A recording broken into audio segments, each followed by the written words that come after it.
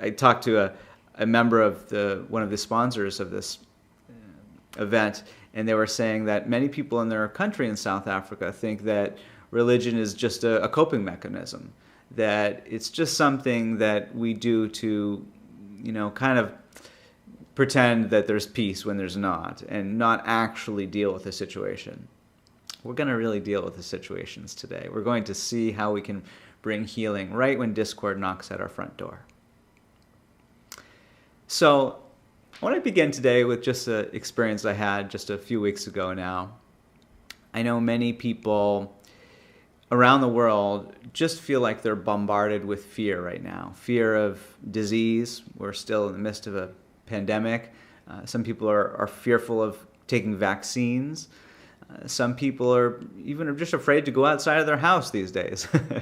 Well, I live in the city here in Boston, and there seems to be a lot of fear sometimes in these crowded areas in the city. And there's a little mandate where I live right now that you have to wear a mask indoors. And it's a bit annoying, I must admit, but most of us just obey that law.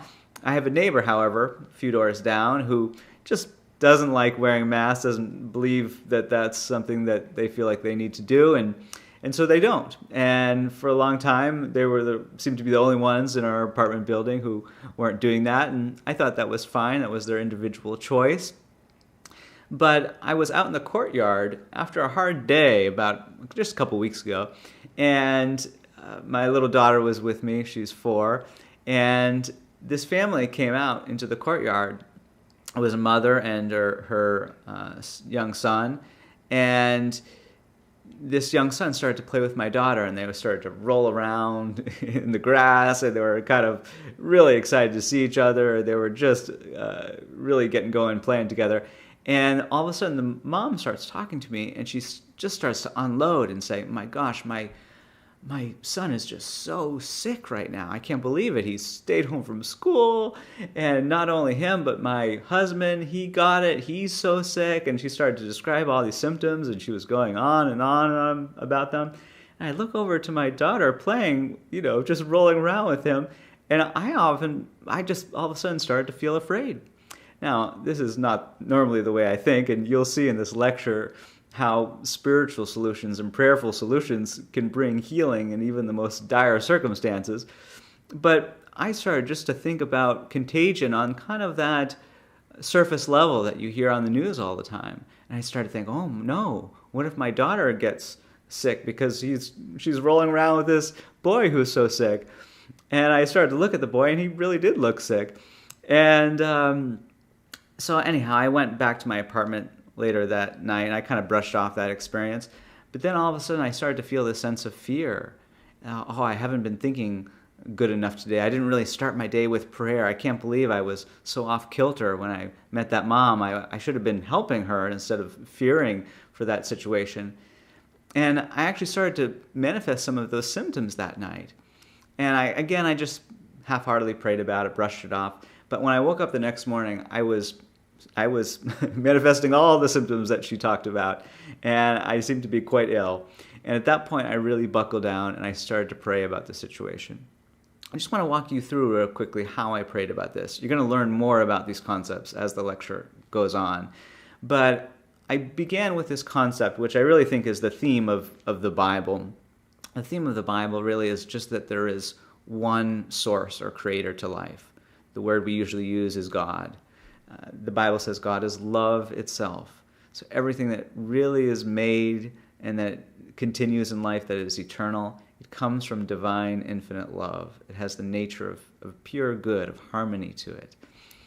And what I did in my prayer was I started to recognize that there really is only one cause or one creator. In the Bible, there's also a big theme about rejecting anything that appears to be an idol. Anything that appears to be a cause that is not God. And so I started to evaluate my thought, and I started to sense that, well,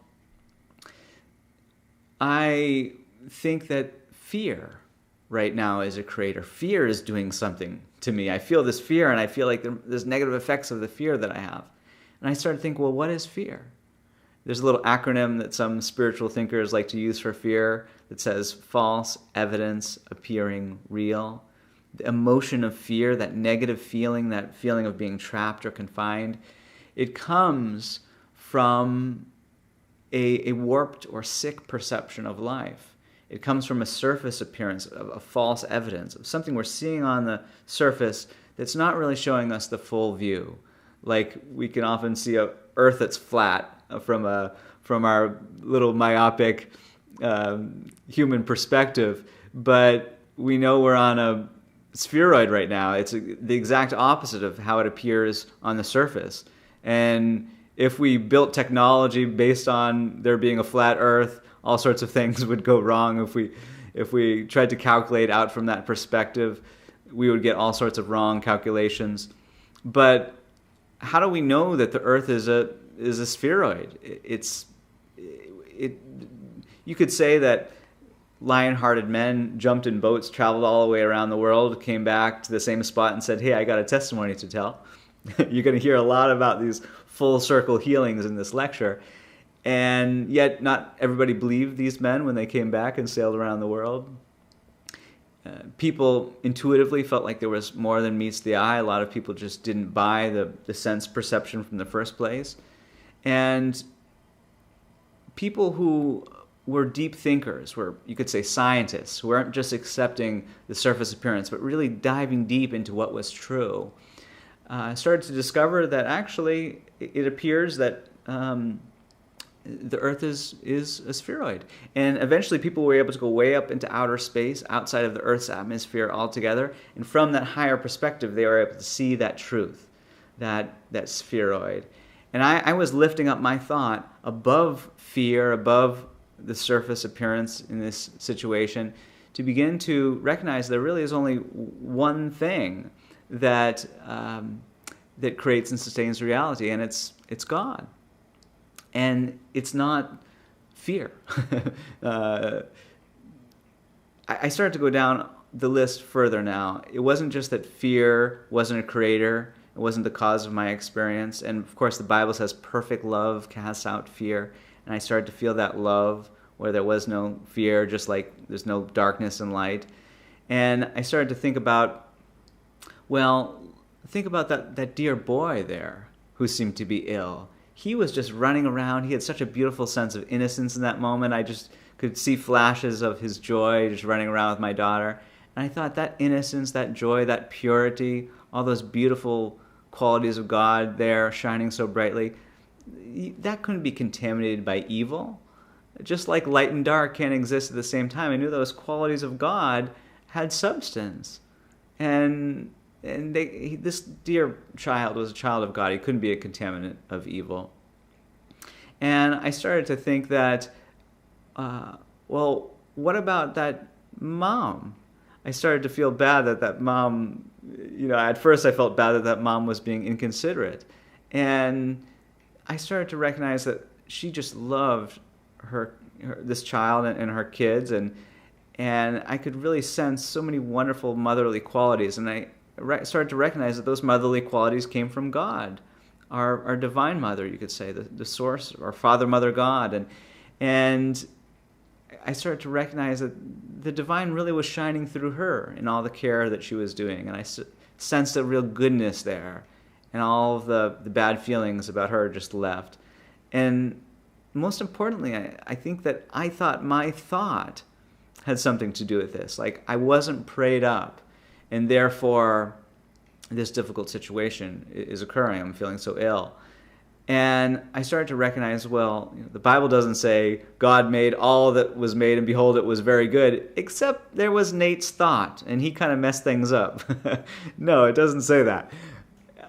Human thought can't change what I'll be talking about as the perfection that underlies reality. We don't create and sustain existence. And as I went through all of those apparent idols or those apparent influences in my thought that I thought could cause illness, and started to really kind of flip the script and start to see things from God's point of view, and God as the only cause and creator, as divine love as the only cause and creator, I started to feel this wonderful sense of warmth and peace. and that's often indicative of healing. And as I was praying about it, all the symptoms just disappeared. They were just gone all of a sudden. And there wasn't a slow, mitigation of these symptoms over time. It was just like they weren't there.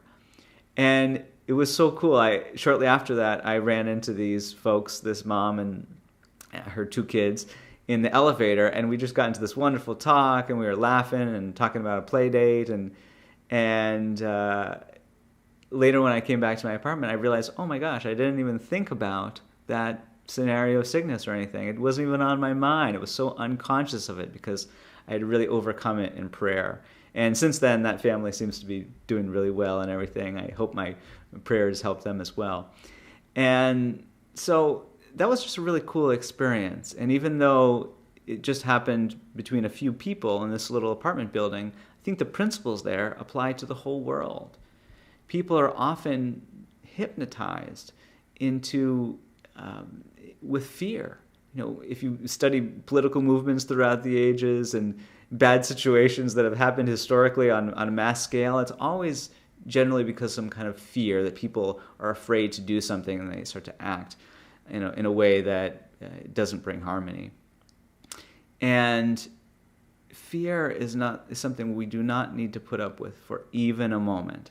If the Bible is right, which I believe it is, that love is the basis of all things, then we do not need to feel a sense of hate or limitation or fear. Everything about this lecture, as you'll begin to see, it's about getting in tune with the infinite. There's this analogy in American culture. I don't know if you have it over in South Africa, but it's this idea of a cup half full.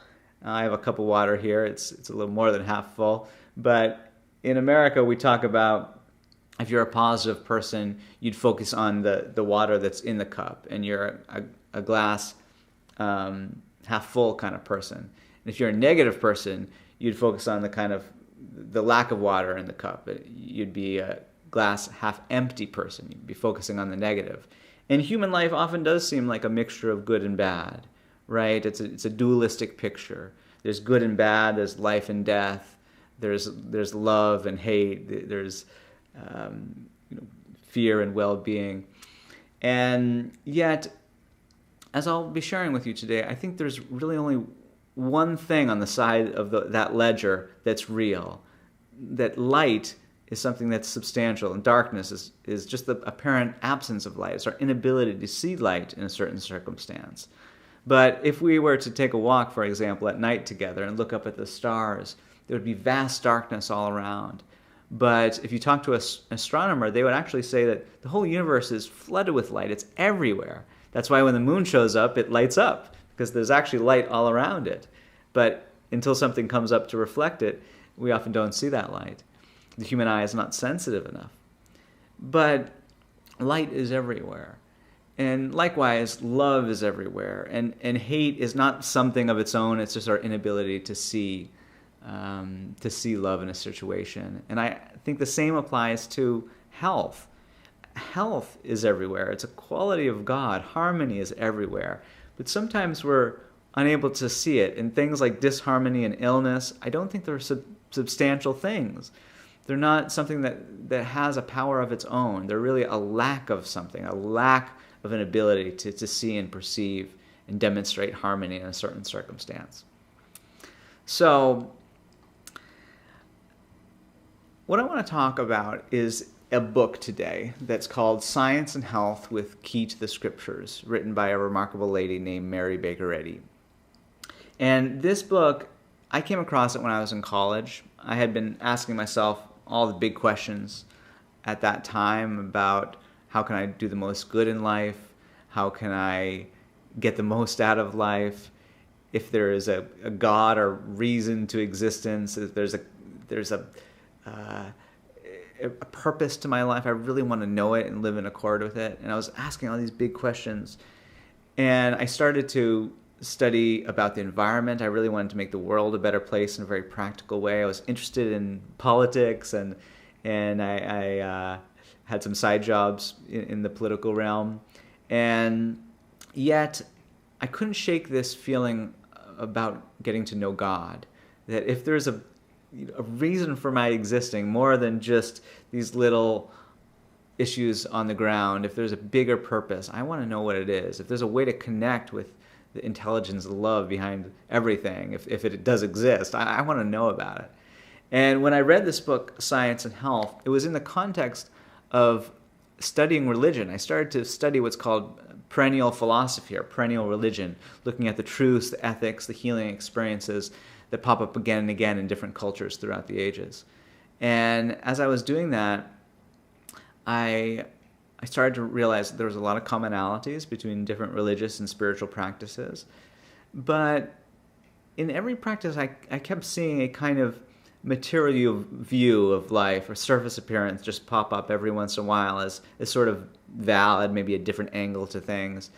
And when I read this book for the first time, it started to talk about just that there really is only one true perspective in life. It's the perspective of God. And that we can align our thought and our lives with this true view of existence.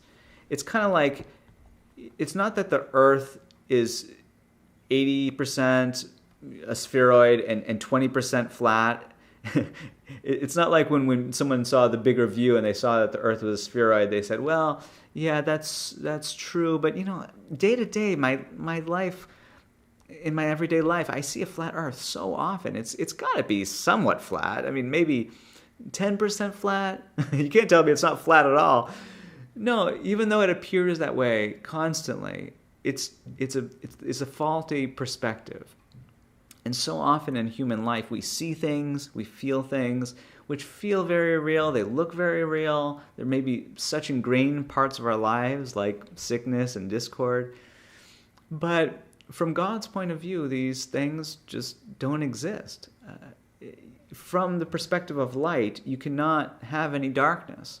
I saw a little picture recently of a flame against a wall, and there was a light projected on it, and you saw the shadow of the candlestick on the wall, but you didn't see the flame at all, because there is no shadow or darkness in light, and therefore the flame had no apparent opposite. It had no shadow or darkness. It had nothing. You couldn't see it at all in a secondary sense against the wall, because it just is what it is, and it has no opposite to it. And this is such an important point. I can't stress enough that even though life appears to be dualistic, there's really just one thing going on. Now, the world, through our limited human perception, human mind, it appears dualistic everywhere. And our world seems to be divided more than ever right now, whether it's politics on different sides or right and left politics, whether it's male and female or country versus country.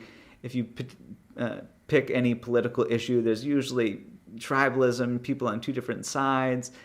And yet, in prayer, there's a dissolution of division, divisiveness, and there's just this oneness. And talking about oneness, there's this image of prayer, this ubiquitous image that people have all around the world of someone's eyes closed, their hands folded, and them being down on their knees. And I've traveled all around the world. I've been to many, many countries and talked to many, many different people about religion, and I've been shocked about how universal this image is. Now, prayer is a holy spiritual activity. It's non-material, so it doesn't matter what position you're in, or physical place. It doesn't matter what area of the world you're in to pray. It's a holy mental activity. But what does that image represent?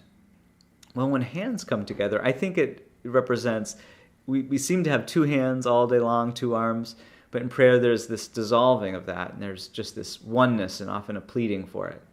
Jesus, he didn't say, I and my Father are two, but when we pray, or when I pray, we're relatively close and still different things. No, he said, I and my Father are one, right? Just one thing. And this oneness of being is just so, so important to understand. If we think about it, there really is only one thing creating and sustaining existence. You could call it life. We're all in and of life. We might have different ideas about what life is, but I think it's easy to recognize that we all belong to life. We're all in it. We're all of it. And what about those times where you haven't felt disconnected with life? You really felt at one with it. Like you're walking out in nature and you start to feel like the trees and the sun, it's all just one. It's like you take a photograph. That photograph is one photograph. There's not separate things in a photograph. It's just one thing. And when you see a scene of beauty, you see that sense of oneness, that beauty of oneness. And so what is that oneness with life? What do we call that? We often call that love. Like when you look into someone's eyes and it doesn't feel like there's two anymore, there's just one, there's this sense of oneness, and there's a wonderful feeling of being incredibly right and at home. It's because home is love. You come from love. You come from life. Life and love are the same thing from different angles. And I think that prayer symbol, when we get down on our knees, that's about humility. And it's about a recognition that life and love really are the source of everything. And that oneness of being is not me and something else as powers or influences. Jesus didn't say, I can do of my own self some things. I'm a good carpenter. I'm a great speaker. But when it gets really tough, I go to God as a different entity. No. He said, I can of my own self do nothing. But he said, with God, all things are possible. And so when we get down on our knees, I think that's an image that evokes real humility, which is the heart of prayer. And humility is so important because if we actually examine our thought, we can begin to realize that we don't create thoughts. We often think, I have this thought, oh, that person's, they have their opinions and their thoughts. But that's actually not how it works. If you just listen, prayer is often a state of listening for God, listening for the divine, pure idea that one needs to know in any moment. We realize that thoughts just appear in consciousness. We don't create them. And they're either from a warped perspective, a cultural belief sometimes can come to us, just a kind of hypnotic, fearful thought that comes from the world, what Jesus called the world, materialistic thinking and beliefs, or it can come from God. And if we really hold to the thoughts that come from God, we can really start to feel this oneness in really amazing healing ways throughout our days. Well, back to that prayer image, the last part of it is to close one's eyes. And what's that all about? What did Jesus say? Where we should go to pray? He said we should pray in a closet, but he was a man of the wilderness. There weren't a lot of closets around. He was clearly talking about blocking out our material sense of life because it often lies to us, like that flat earth imagery. And he talked about going within to discover what's true. We need to go within. We need to use logic. We need to use our love. Life is reasonable because it comes from a universal principle that is life. And it's like, say if you saw 2 + 2 = 5 on a chalkboard, and you saw 2 + 2 = 4 right next to it, one of those things would be 100% true, the other 100% false. And one, it's not because you see it, or maybe if it was written in the sand with sticks or something, you could feel those digits and numbers. It wouldn't be because you could feel it or see it. It's because one expresses an invisible principle that brings out harmony, the perfect principle of mathematics. And the other one just doesn't. And if it doesn't express the principle, then it's not real. It's not right. It's not going to produce harmony. And if you haven't read your Bible in a while, there's a wonderful section, Matthew 5, 6, and 7. It's called the Sermon on the Mount. At least that's what some scholars and everyday Christians refer to it as. I like to call it Jesus' greatest hits because it's a collection of Jesus' teachings. That's what most scholars think. And at the end of that sermon or collection of teachings, Jesus essentially says, if you build your life on what I've taught here, it's like building on the rock. And when the storms, difficulties of life come hitting at us, your life, your consciousness, your mindset. It's built on what's eternally true. It's built on this universal principle of love, and you're not going to get knocked down. You're not going to get battered over.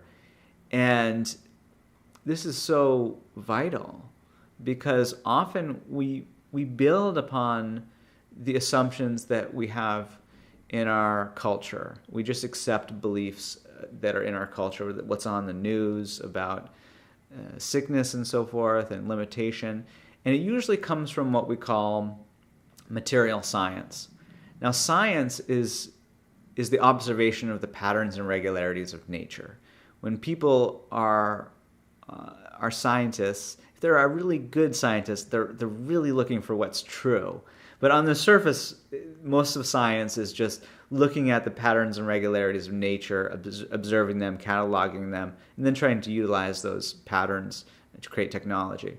Now, science, even though it has advanced astronomically in recent years, it was still happening 2,000 years ago. And when Jesus was around, people were observing patterns of sickness. They were observing patterns of bad weather that could certainly make sense of things going on. That if they saw someone sick with a particular disease or a certain kind of weather pattern coming at them, a certain cloud formation, they could say to themselves, well, this is probably going to happen now, right? They would see kind of a pattern there, and that might produce fear, because if it was a destructive pattern, then they could certainly be fearful and maybe have a bad experience if they just stayed on that plane of thought. But Jesus lifted himself up to a higher perspective. I don't think praying to God actually changes anything. It's like we're not asking God to change the world for us. It's like that flat earth analogy. If you lifted yourself up high enough to a heavenly view, you could say, you wouldn't be changing a flat earth to a spheroid by getting a higher view. You would just be seeing it for what it always really has been, a spheroid. And I think when our lives seem to fall flat with sin and sickness and discord, if we lift up our thought like Jesus did to a higher, more heavenly view, outside of the earth's atmosphere or thought culture altogether, we can begin to see that wholeness and unity and oneness, holiness, is just a part of reality, always is here. And parenthetically, words like wholeness and holiness, wholesomeness, health, they often come from the same root in different languages. Now, what I want to share with you here is an experience where when I was traveling one time out in the Himalayas, after I graduated college, I really wanted to see the world, and I took this big around-the-world journey for about half a year, and I was just alone and having my own experiences out there, and I had so many amazing experiences with prayer when I was up in these mountains. And I just loved being up there. I just felt a sense of grandeur and beauty. And it was a wonderful experience. And I always had these two books with me. Had my trusty Bible that was all worn out from reading it. And this key to the Scriptures, Science and Health. And Jesus essentially said in the Bible that I'm not going to be with you forever, but don't worry. I will send you a comforter, an advocate, something that would help, he implied, individuals understand his teachings, and that would help them argue for what is true and really bring a sense of wonderful comfort into their lives that transcends human comfort and reasoning. And when Mary Baker Eddy felt she uncovered the science of love, the science of the Christ, you could say, that divine message of love and truth that comes right from God, she really felt that was a fulfillment to what Jesus was asking there, prophesying there, that he understood that this would continue, that progress is what you could call the law of God, and that people would understand, and there would be something that would help them. And this is really such a helpful book. A lot of people read the Bible, they read about the miracles in the Bible, and they read about all these wonderful spiritual experiences in the Bible. And yet they sometimes can just seem like far off tales. That, what does that have to do with my own life? And that's what this book does. It shows the principles, the kind of thinking that not only Jesus had, but a lot of the prophets and spiritual thinkers that are highlighted in the Bible had. And in the Bible, it says that we can have the same mind that was also in Christ Jesus in the book of Philippians. And this book talks about that, how we can achieve that same mindset that brings healing, that mindset where wholeness and eternal good is just fact. Okay, so when I was over in the Himalayas, I was doing all these high altitude hikes. I was having issues up there. And one time I came across an individual who seemed to be super negative. He seemed to have a black cloud over his head, have some kind of mental ailment. And this was in the context of traveling, and I was going peak to peak, and I was having some issues with high altitude sickness myself. And I'll tell you how that was eventually healed after this healing. But first comes first. And I met this lovely, lovely family at this inn I was staying at. And everyone in their family was just so wonderful, and we stayed up late talking about God, and yet their brother there was the man who was just so negative. And I really wanted to figure out what was going on with him and help him see this divine perspective and help bring harmony and wholeness into his life. And yet I never had the chance to. But what happened was I hiked back down a few days later, and I was in the city of Darjeeling in India, and I got a call from my mountaineering guide. My mountaineering guide said, hey, that guy we met up in the mountains there, he was injured and he's in the hospital and he's critically ill, and would you like to come visit him with me? And I thought, of course, okay, this is my opportunity to share some love with this man. And I got to the hospital, and I didn't really understand the gravity of the situation. This hospital was just filled with sights and sounds that I had never heard or seen anywhere except for Halloween here in America. And in the US, Halloween is about to happen this weekend. And people dress up, of course, as ghosts and demons and all sorts of crazy, scary things. And when I got into this hospital, the man was acting like he was possessed by a demon. And he was actually strapped down to the bed, and boy, he was not acting in a way that humans act at all. And everyone in the room seemed to think that this was something normal. The doctors, the family, I mean, everyone was so sad about the situation, but they didn't think it was unusual. And as I started to ask them about it, they started to say that, yeah, there's this pattern in our culture, essentially, that people get demonically possessed, they act like this, and what we normally see is people stay in this state of possession for a few days and then eventually pass on. And I was just thinking, gosh, this is so crazy that everybody thinks this is normal, that they're just expecting this to continue. I thought, this man is not a demon. Just like if someone's wearing a Halloween mask, no matter how long they wear that Halloween mask, they might be playing that part, but they're not that ghost or demon, right? And when I was in high school one time, there was a professional hypnotist who came to my school, and just with thought alone, he, in very subtle ways that you couldn't even tell that it was happening, he would hypnotize my friends right in front of me, and they would act like they were chickens or lions, and they really believed it. And it really shocked me at the time. I thought, with these very subtle, suggestive thoughts, all of a sudden somebody took upon a total different identity that wasn't them. Well, you might be watching this lecture and say, well, that's silly, that wouldn't happen to me. I know that I'm a human. Well, what this book does, Science and Health as you read it, is it shows you actually just thinking that you're a limited human, that's taking on a hypnotic worldly thought. Not only are you not a demon, you're not just simply a human being. You're actually an eternal spiritual being of unlimited goodness. And we're often hypnotized into believing that our lives are so limited just because what we're culturally brought up with and so forth. Jesus said, I am not of this world. And he didn't take on cultural beliefs at face value. He didn't take those surface cultural beliefs and just say, okay, I see what men and women have done before me, and that's my lot in life too. I'm the image and likeness of other men and other worldly and cultural beliefs. No, he said he was the Son of God, and he felt everything that was right and true about him came from God. And he listened in prayer, and he heard these beautiful ideas that propelled him to do more good than we have ever seen an individual do in the world. And he didn't create any of that good. It was all from God, not from a human psyche or will. He was the least willful, the most meek and humble person who ever lived.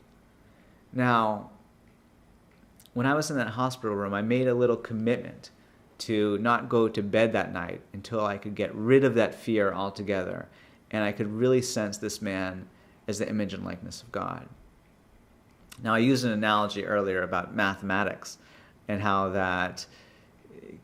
we can sense that there's this universal principle of math that's non-material. So, for example, when you use digits, like 2 plus 2 equals 4, 2 plus 2 equals 5, those digits, those numbers, they're not material. Like if I wrote them down on a piece of paper numerically, or we wrote them in different languages, we would have different sounds we could utter, different symbols we could use. But that mathematical truth, it's not in the symbols or vocal utterances. It's actually an idea. Those ideas, 2 plus 2 equals 4, that equation, that idea, it's something that's eternal in that it wasn't born by a process of evolution. It doesn't mutate, doesn't change. It's not true for one culture and not another culture. It's not true for one time period and not another time period. It's everywhere present, and because it's an idea, it's not limited to a physical representation. And I started to think about that man in the hospital as a unique, beautiful expression of God, in that his expression of God was ever present, was never limited to a fleshly appearance. Just like you saw 2 plus 2 equals 4 on a chalkboard, say it started to fade away, you wouldn't say, oh my gosh, it's dying, or if somebody spray painted, oh my gosh, it's turned a different color, it's changed its nature. No, that surface appearance tells you very little about what it's actually pointing to, what's actually true about that equation. And I actually think, let's just forget equations for a moment, just go back to the numbers themselves. If you take a random number like 1,632,000, that number, it has its perfect place within the principle of mathematics. That's absolutely needed. Now, we don't think about that number very much. And you might think, well, that number, it's not that useful. I've never thought about that number. I've never written it perhaps in my life. And I've never seen it. What's so important about that number? Well, if you pluck that number out of reality as an idea, nobody could think it, nobody could represent it, nobody could witness it, I guarantee you this live video feed would stop immediately. I guarantee you that just all sorts of things would go wrong. Our whole economy would just tank because banking systems would stop working. All the computers around the world would stop working without that number. And it really is so, so vital. And I think each and every one of us are more vital than a number in the principle of mathematics. We're a beautiful expression of God in the principle of life, the whole thing, the one life which mathematics is included in. That reasonableness is included in. And so I was thinking about that man in my prayer and really sensing that his life was not subject to change. God is the eternal. I recently read a translation of the Bible that uses capital T, capital E, the eternal for God throughout the Bible. And it brought some interesting insights. But that idea that God is the eternal, that it doesn't change with time, it just is, so foundational. And I started to recognize in my prayer that this man his true identity came from love alone, that he was the image and likeness of love. The very first chapter of Genesis in the Bible says, each one of us are the image and likeness of God. Now, it might be easy to accept that Jesus was the image and likeness of God, but us? But this man in the hospital? What evidence do I have of that? Well, often when people think about prayer, they think about just a kind of weak form of faith. But the Bible in Hebrews 11 says that faith is the substance of things hoped for, the evidence of things not seen. And I felt like I had strong evidence. Even though I couldn't see it with my physical senses, I know I see illusions all day long with my physical senses. I know I can never perceive all that's there with my physical senses. Like there are some animals in the animal kingdom, like a mantis shrimp, who sees all sorts of colors in the world that we could never even dream of, perhaps. And so the physical senses cannot show us ultimately what's there. And so as I was praying, I just started to sense that this man, he was not made of that physical image. That wasn't him. He was an idea, not a physical thing. He came from God, from spirit, and therefore he was spiritual. He was unlimited. He was not boxed into a mere material body as his identity. And there's this definition of God in Science and Health that I find just so wonderfully helpful. This book, it really is more than anything about understanding God. It's about understanding that one thing, the creator behind it all. And in Science and Health, it says that God is incorporeal, meaning not in a box or body, divine, supreme, infinite mind, spirit, soul, principle, life, truth, love. And it also says that it is our ignorance of God, the divine principle, which produces apparent discord. And the right understanding of him restores harmony. The right understanding of him restores harmony. So I really wanted to bank on that. I really wanted to know more about that. And so I started to really pray for this man and recognize that God was his one source. God being spirit, therefore he was spiritual. God being mind, therefore he had good thoughts coming to him from the one source that is God. God being soul, this man was full of just joy and bliss and creativity. And God being the principle of life, this dear one was an invaluable idea of God that couldn't be plucked out of reality, that couldn't die in a sense. Death is something everyone is so afraid of. And for good reason. I mean, there's nothing more sad than if someone dies and we don't see them anymore. But it's a good question to ask, really, what happens when someone dies? Is death a valid concept? I heard from a scientist. He was actually someone who studies viruses recently. He was being interviewed. He's one of, a very renowned scientist in virology. And he essentially said, there's not many things that we can know about life except that we die. That's what we know, that for sure, that death is real. And I had to kind of chuckle, because what we know is life. We know life. And if you talk to someone who's died and come back to life, I've interviewed many people who have had near-death or after-life experiences, and if you interview them, they'll tell you about some experience they had. And if you start to really ask them about, well, what happened when your body was just there on the ground? Well, sometimes they say, well, I saw my body and I walked away from it, and then I was walking towards the light. And they'll describe different experiences. And yet, my question is, okay, well, you're looking at a body, so that body is within your consciousness that you're looking at, and then you're walking somewhere, so you're in some kind of body. They're talking about seeing things. They sometimes will talk about touching things. We'll talk about walking. So they have this concept of body. It's just like when you dream at night, and within your dream you're seeing things, and maybe you're hearing things. You're walking around. that concept of body is within consciousness, within mind, right? We often think we are the body.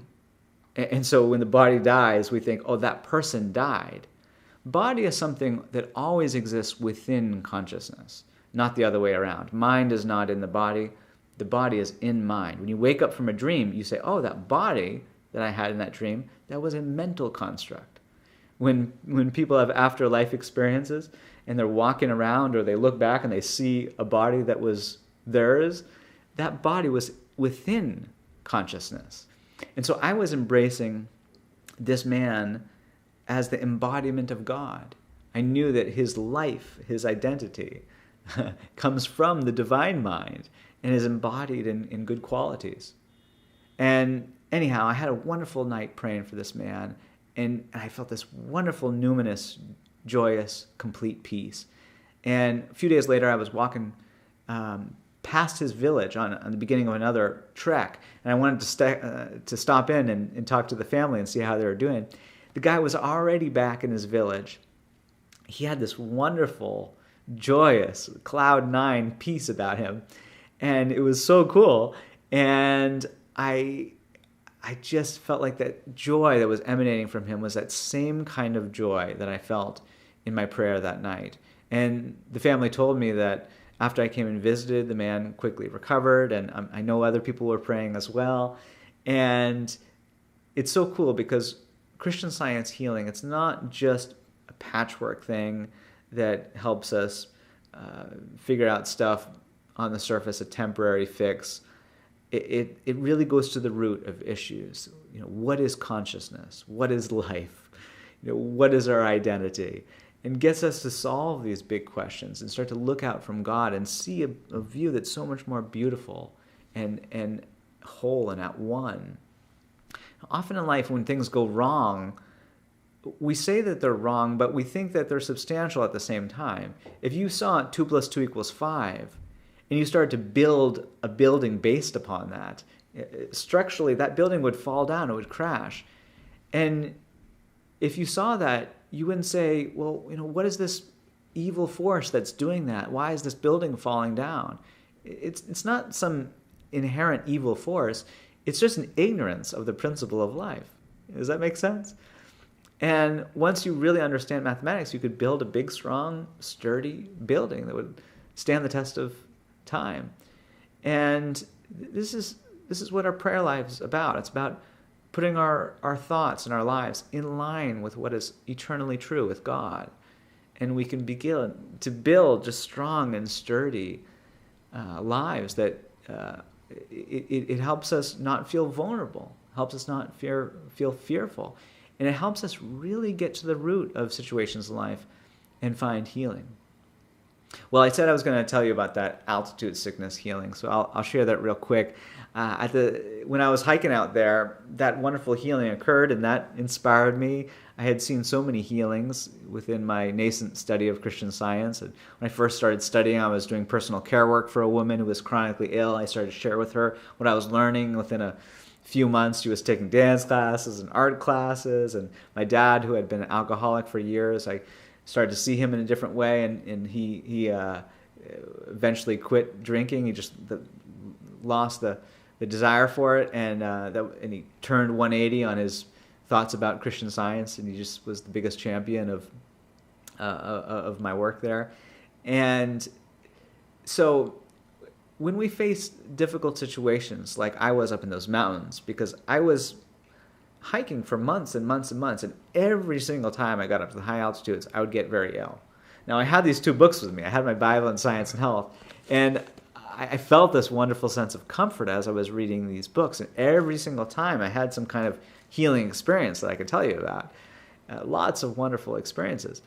But that issue of getting sick at the high altitudes continued and continued and continued, and came to the point when I wanted to take a month-long mountaineering course to cap off my journey there.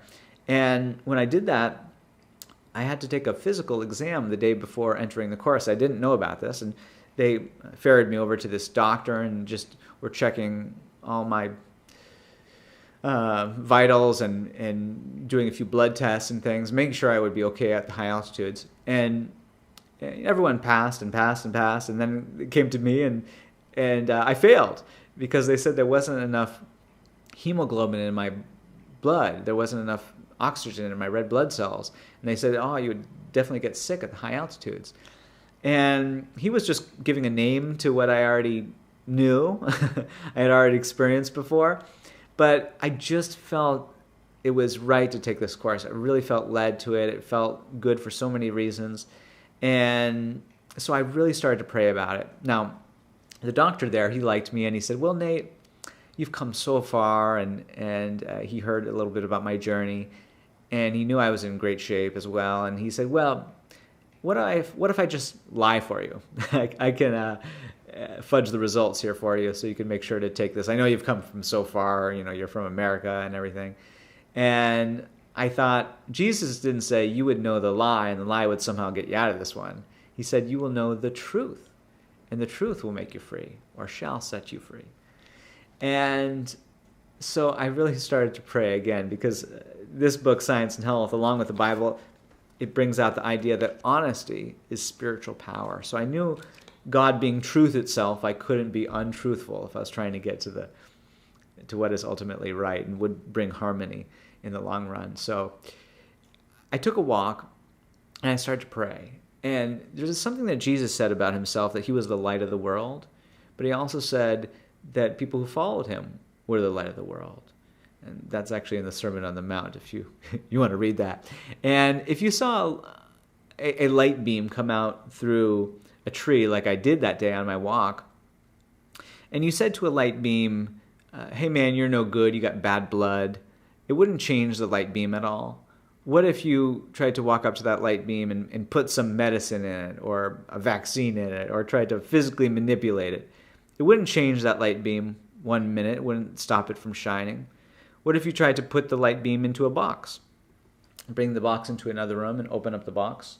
Would the light beam be in there? No, it wouldn't. Now, why is it? Because honestly, if we really examine our thought, how do we define ourselves and others? We define ourselves and others by what we and others have said and what people have said about us. We define people by what has physically occurred in their life, what is being put into them or has been put into them, or how their physique has been altered. We define them by their body, but remember, body is something within mind. It's not ultimately who you are. It's something within you as a conscious being. And lastly, that idea of being boxed in. Box is really another word for body. And there's so many ways that our culture tries to box us in. This age, this race, this vocation, this history, this much weight, this height, this color hair, all that sort of stuff. And it just wants to differentiate us from others, separate us, not being at one with life perhaps, but this is our separate characteristics. Now, we are all unique, which is a wonderful thing, but we don't want to be boxed into a series of limitations, a body of limitations, because we are infinite conscious beings.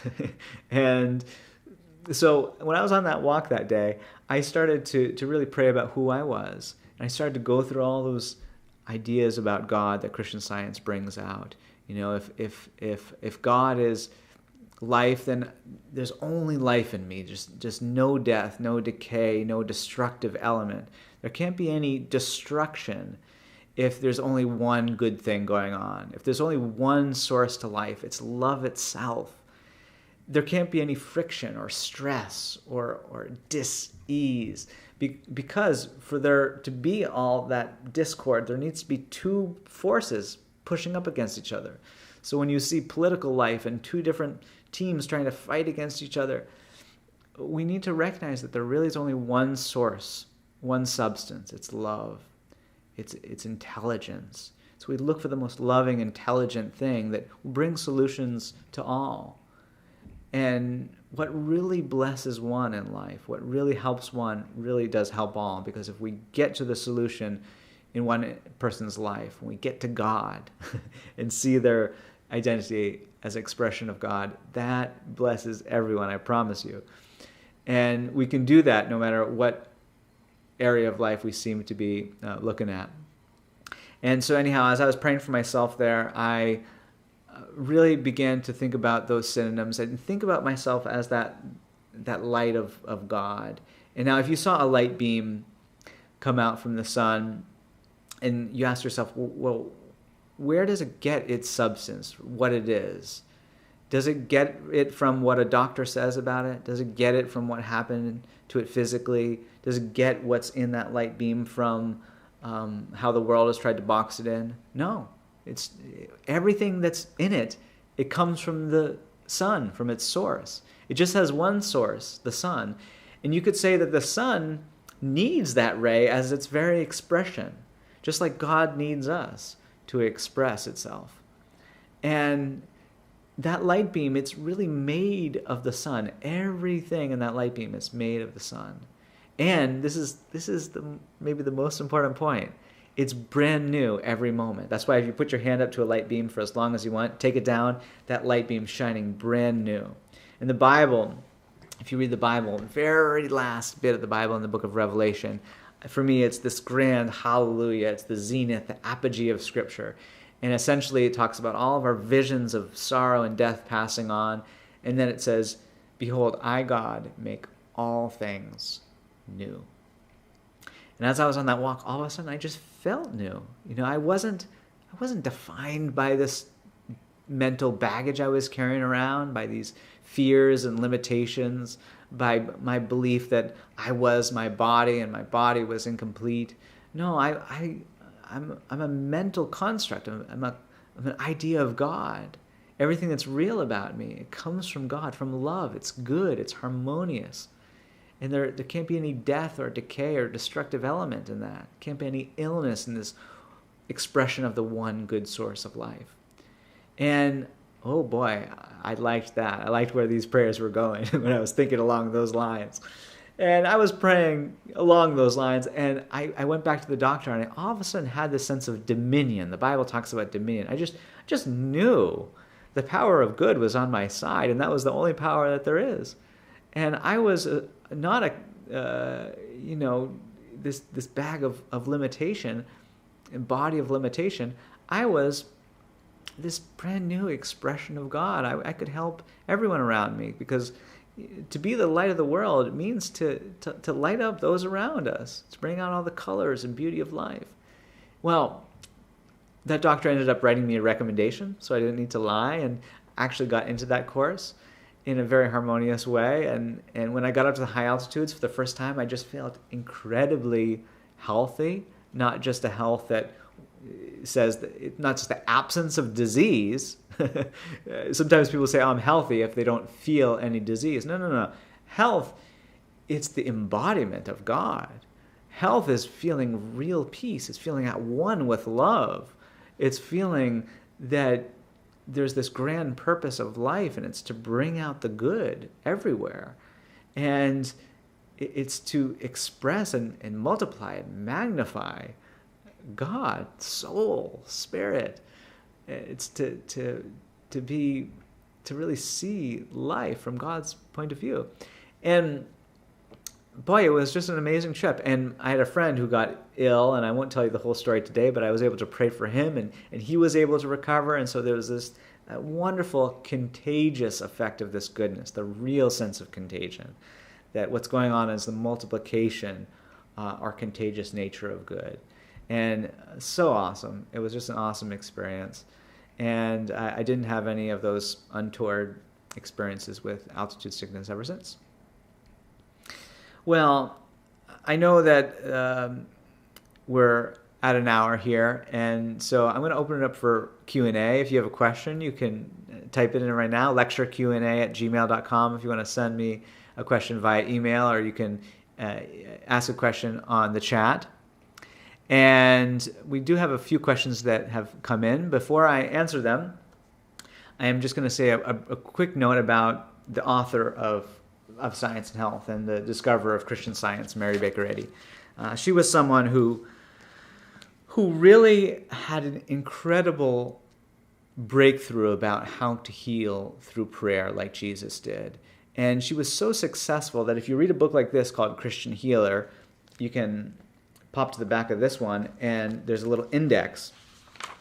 And in this index, there's, if you look at the word healings, you can just see pages and pages of different healings that came about through her prayers. And so let me just read you a few of these. Let's say the letter C and D. There's instances where she healed cancer of the chest of a woman, cancer of the face, cancer of the neck, spider cancer, stomach cancer, throat cancer, cancer while preaching. She healed a cataract, chronic disease, chronic trouble, different colds, consumption, convulsions, cough, crippled boy, crippled man, someone crushed by a wagon, someone who was wearing crutches. It looks like many instances of that. Crying infant. There was a cyclone that was stopped through her prayers. Many instances of death. Deformed and crippled man, another deformed man, degenerative bone disease, delirium from fever, dental pain, diabetes, discouragement, dislike of her, dropsy, a well that was dried out, got filled with water after she prayed about it, was filled with water. A dying case from bone disease, fever, or dying case from childbirth. Another dying woman, pregnant woman who seemed to be dying. Anyhow, those just are some of the C's and D's. And you could see these weren't just everyday troubles that Mary Baker Eddy was healing through prayer. She often took cases that doctors gave up and found success in healing them through prayer. And in fact, it was a medical doctor who said, you really need to write a book about this. And Mary Baker Eddy, even though she was such a successful mental or spiritual healer, or Christian healer, she didn't think about herself first and foremost as an independent healer. She wanted to be known for something she saw as a much bigger achievement, and it was the discovery of Christian Science. And just to give you a feeling for that, I just love this analogy, that this little thought experiment. If you heard a musician, and they were the best musician you ever heard of, bar none, they were just playing in a way that was harmonious, ad infinitum. It was just this infinite good that was just pouring forth from this musician, this soul, this goodness. And you were hearing rhythms and harmonies. It was bringing you to different places mentally. And wow, just amazing listening to this concert of this individual.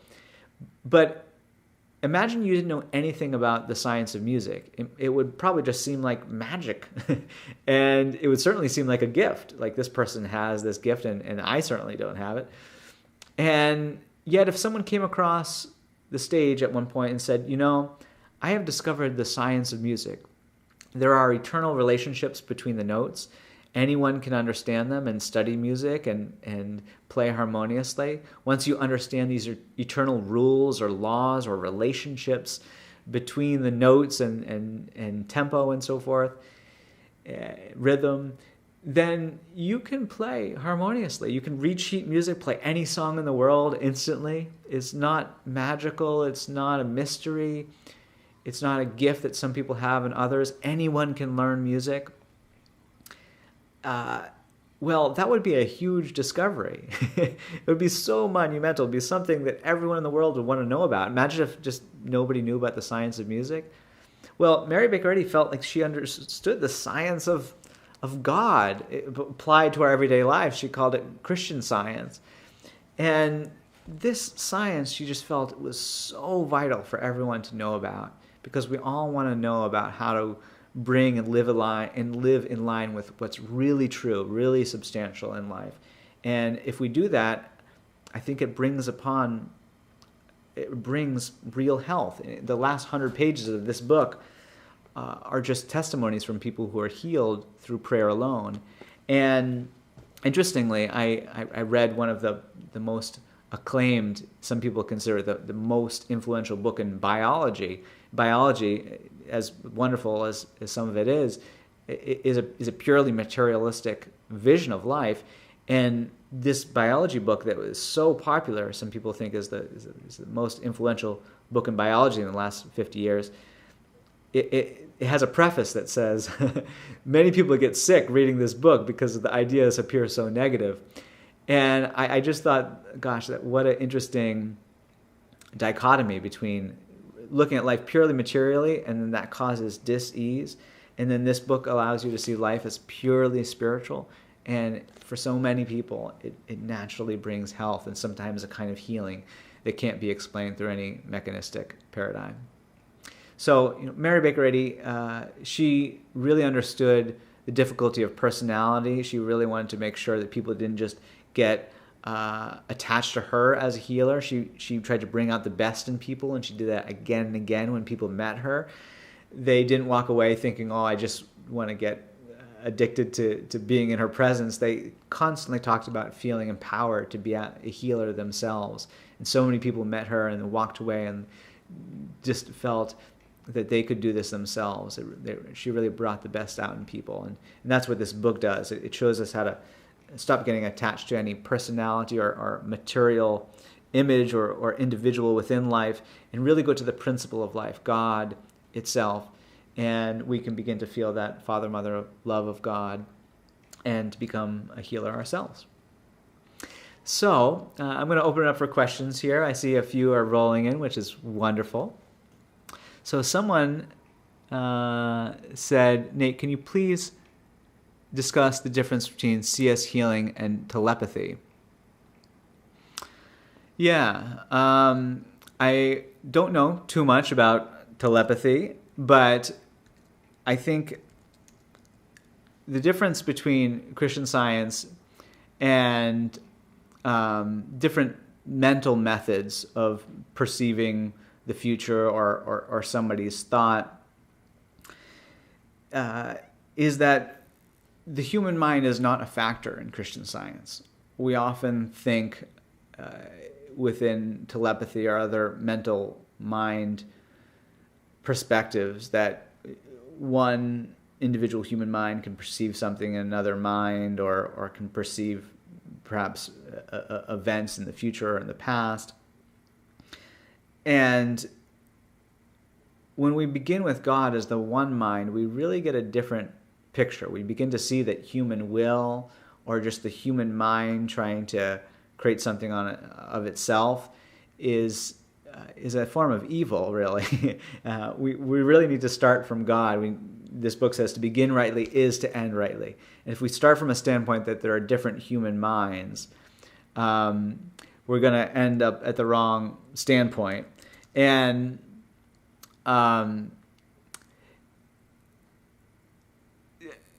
telepathy, if we're using that term just to mean knowing something that can't be known by the human mind, then Christian Science is very much in that ball game. I mean, often we get to know things that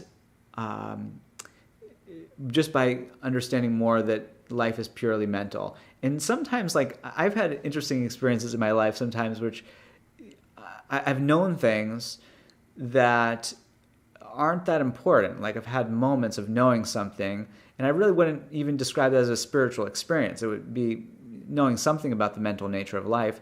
Like, one time, I was just woke up in the middle of the night. Very strange experience. I was all alone in a room by myself. Just woke up suddenly, and I asked myself, why am I awake? It was like, maybe there was a crash outside or something. Like, I just woke up all of a sudden. And I just asked myself in that my thought, like, why am I awake? And I literally heard a voice in my thought, like it wasn't my voice. It said, because it is this time. And it was just like a random time of night. I wasn't around a clock anywhere around me. It was like, it is 5:36. And I like, it freaked me out when I heard that voice in my thought. And I was in my own house. There was nobody around. And I reached for my phone and I, turned it on and I looked at the time, and it was the exact time that voice said. Now, I don't really think that experience meant much to me. I've never found any meaning in that particular experience. Although I appeared to know something in a way that the human senses didn't. It wasn't because I saw it or heard it from any other person or image, material image. It was just this voice and thought. But I really don't give any importance to that experience, other than it's just another case that can show you that life is mental, but life comes from mind. But so in Christian Science, what we see as really substantial is not just knowing something that perhaps can't be known by a material image or another person telling us, but what's really important is getting in tune with God, with love, with soul, with spirit. And then often we can sense what people need to know. We can often become more aware of what people are dealing with. And like Jesus often knew things about people's lives. He just sensed what was going on. And that happens to us, I think, more we understand God. We can sense the needs of others. But most importantly, it's not just sensing the need or sensing what's going on or knowing some brute fact. It's the love that can actually meet the need is what's important. Okay, so another question here. I see now that I am not a list of ailments, but God's pure man now. I will pray to understand this more fully. Well, that's a wonderful comment. How would you talk to Christians who speak of Jesus where we would speak of Christ? How would you talk to Christians who speak of Jesus where we, I think they're saying Christian Scientists, would speak of Christ? Well, I really love this analogy. I've got a 4-year-old at home, this amazing little girl, and on a good day, she worships me. She thinks I can meet all of her needs. She thinks that I can answer her desires or prayers, so to speak, and she loves me unconditionally. And I love that. It's great. It's wonderful to have that at this stage of her life, and of course that love will always continue on both sides, but I don't want her to stay in that infantile stage of pure dependence on me forever. I want her to grow up, to do the things that I've done in my life and even greater. And I think Jesus, when he was teaching other people, he was teaching them how to do what he did. He said, go and do likewise. He didn't just say, just worship me and then you'll be saved. He didn't say that you would go to heaven when you die if you just believe in me up until that point. No, he said he wanted people to go and heal right here and now, to prove the eternal goodness of God in the now, the only moment that God ever makes. And so I see Jesus as the perfect expression of God. There is no parallel to Jesus. He is the one and only, that pure expression of God. He spoke the words of God to people. He made them feel that infinite divine love that is God. But I don't think Jesus saw himself as separate from us. I think he wanted us to do what he did. I think he wanted us to think as he thought. And so when I think of Jesus, I think what's important there, some people feel so like that godliness of Jesus, and that's so important to them as like a fundamental thing. Like Jesus is God, and just knowing that, accepting that has made me feel so good, has made me feel this connection with him. That's wonderful, but we need to mature out of a standpoint of just worship or just kind of an idol of a human individuality to actually begin to have the thoughts and do the things that Jesus did. And so, Jesus, he was born Jesus of Nazareth, but Christ was a title given to him because he was that Emmanuel, that God with us. We felt God when people were with him. And so I think the key when we're talking to other Christians is just really how we're trying to follow in the footsteps of Jesus as Christian Scientists. The Christian Science is really showing us how we can mature beyond just worship, which is wonderful, to begin to actually see the world as Jesus saw it, heal as he healed, do the things that he did, live charitably and unconditionally, loving in a way that he loved. So for me, I've found that helpful. It's just if sometimes people kind of debate doctrine, other Christians say, oh, Christian Scientists aren't Christian because we don't like their doctrine about Jesus. Well, love is what's universal. Love is God.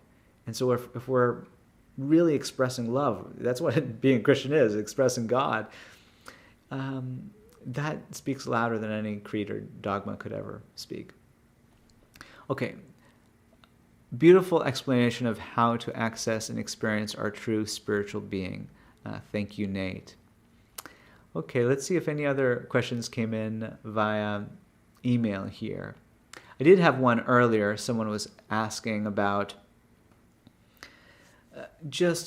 they were asking about politics, just when you feel overwhelmed by corruption and politicians who just seem not to be working on your behalf. How do you begin to pray about that? Well, I think one thing is to recognize that we want to be the change that we wish to see in the world, kind of like Gandhi said. And what's interesting is that Jesus, he had a period of quarantine, you could say. He took a 40-day isolation period in the wilderness. And during that time, he had temptations. And Jesus prayed for us to lead me not into temptation. He asked us to pray that as our example prayer of how to pray. Lead me not into temptation. In the wilderness, it says Jesus was tempted.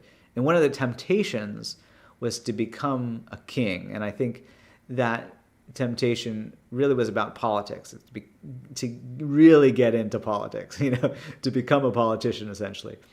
And Jesus said, my kingdom is not of this world.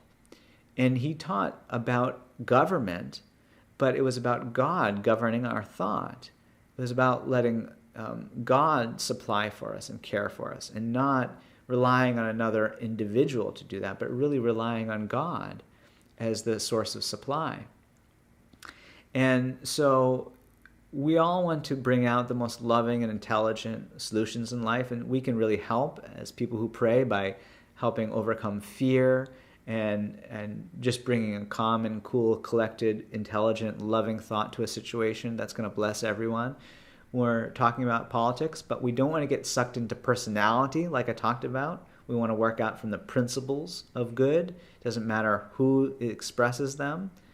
Jesus, when his disciples were saying, "Oh, this person is casting out demons," meaning bad thoughts and false pictures of life in your name, but he's not coming with us. Well, what should we do? And Jesus said, he who is not against us is with us. And so I think it doesn't matter who is expressing love or doing good. It doesn't matter the personality. We don't want to focus on the personalities. We want to focus on what's good, and we can just lean into that. But we don't want to get too caught up in the human scene, the surface appearance of things. We want to get to the root. We want to go and really begin to see life out from God and be inspired to do that. And sometimes it takes a lot of humility to recognize, well, it's not going to change the whole world at first. Like Jesus probably thought, well, if I became a king, I could change a lot of things real quick, right? But it was a more humble stance to say, no, I'm going to pray for, the lepers and the outcasts, and I'm going to pray for the people who really need it, one person and then another person and then another person. And by touching lives in that way, it's going to create that inside-out healing that really brings about the most good, and really is the right way to do things. And so we need to begin with thought, not with an external, not with what people say, not with what's physically going on, not within that boxed-in cultural picture that we often get from the news. So it's really important when we're thinking about politics to kind of see it as a temptation. We don't want to get sucked into it. We really don't want to get sucked into it. And we really want to see God as our source of supply of good. And that doesn't mean that it's impractical. The very opposite. Good ideas are the source of harmony in our lives. Constantly, I, like all of you, I'm sure, experience discord in my life with different people and things like that. And as I pray about them again and again and again, you start to see that unity. And it often takes a sense of laying down a sense of self or opinion, and just really that deep desire to work for the good of all. Mary Baker Eddy, when she was talking about prayer, once said that prayer is learning to love and to include all mankind in one affection. Prayer is learning to love and to include all mankind in one affection. Well, I just want to thank each and every one of you for joining this lecture tonight. I'm going to start to wrap it up here.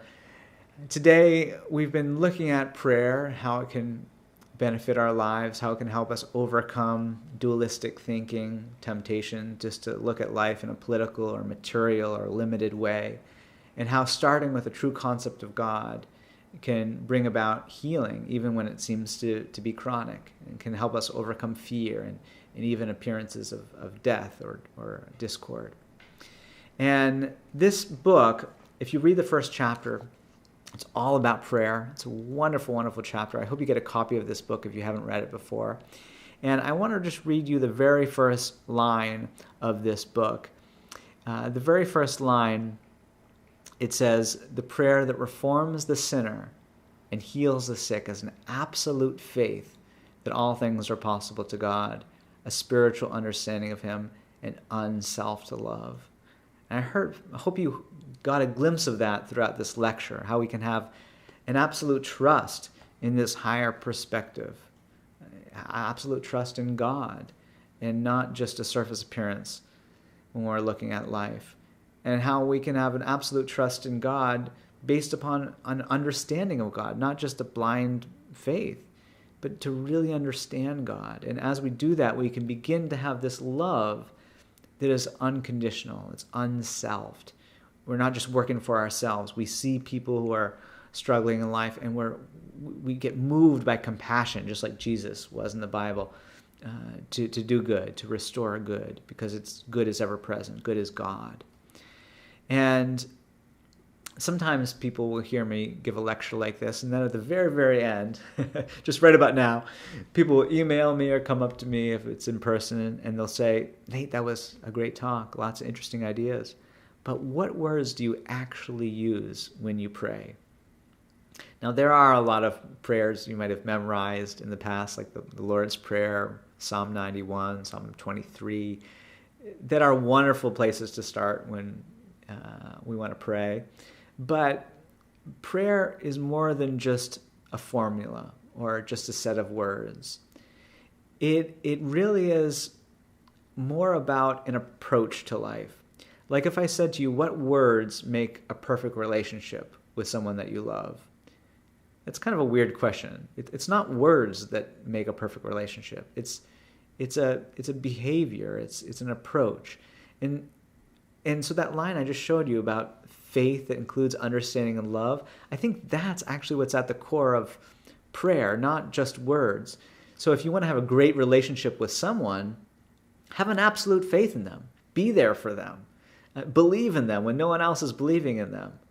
And don't just have that blind faith in them.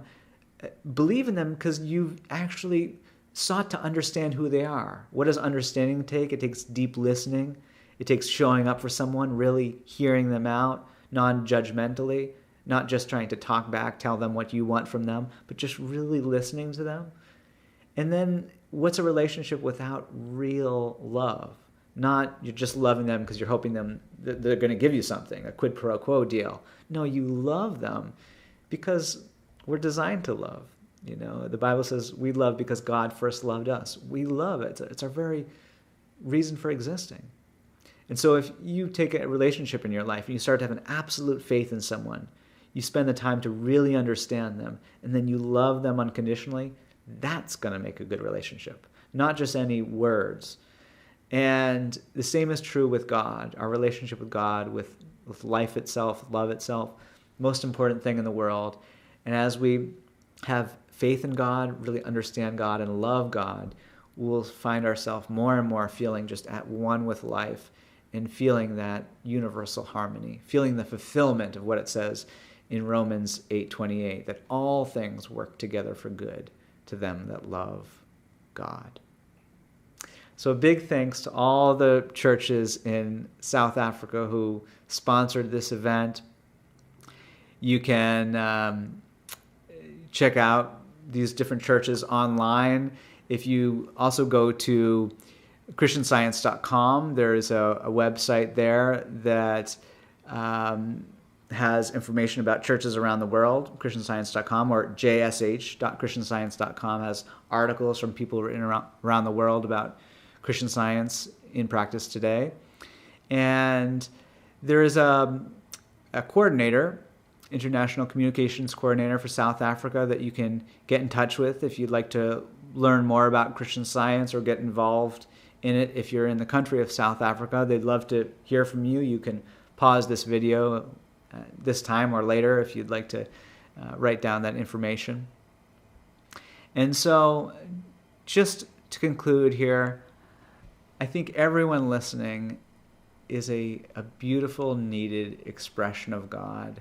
Just like every number in the number system, absolutely needed. You each have your own beautiful place.